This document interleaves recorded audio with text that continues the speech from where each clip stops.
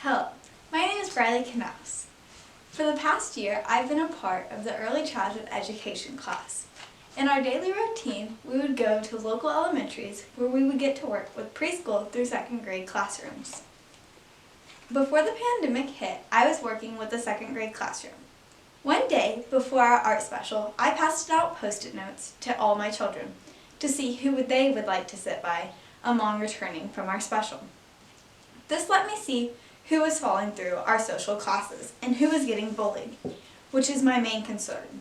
Bullying is a big problem in elementaries and high schools. I see children getting bullied every day, and we need to act upon this.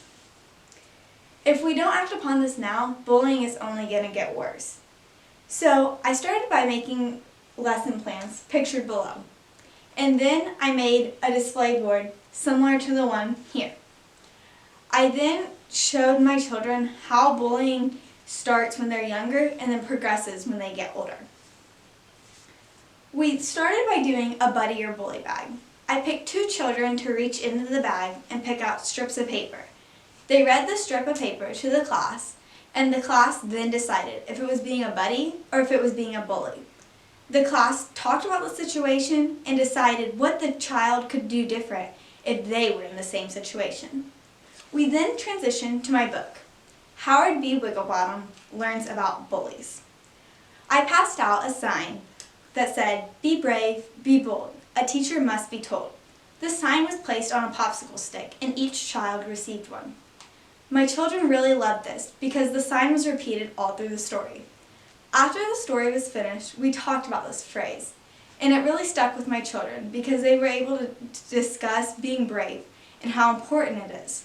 Because when they're in a hard situation, they need to feel comfortable to go to their teachers, because teachers are a safe space. They got the chance to draw a bully, what they thought a bully looked like. When they finished, they got to write the letter to their bully and discuss what they were doing to them and how they were getting tormented.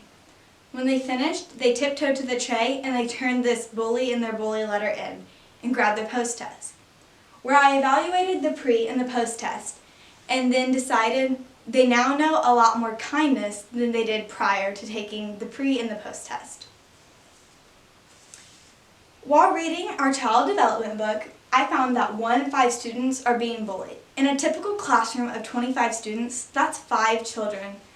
And most of our classroom sizes are 25 students. Can you imagine that?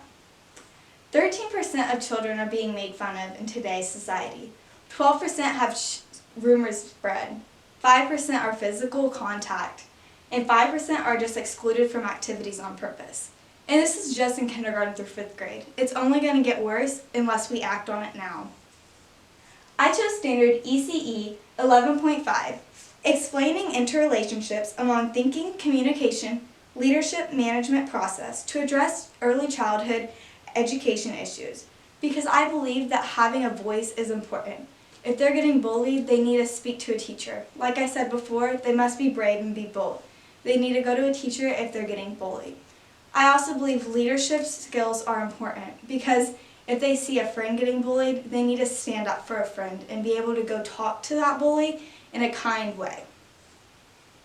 At the end of the day, I want my children to just be kind, have a nice personality, and just overall good character. I want my children to be the contrast.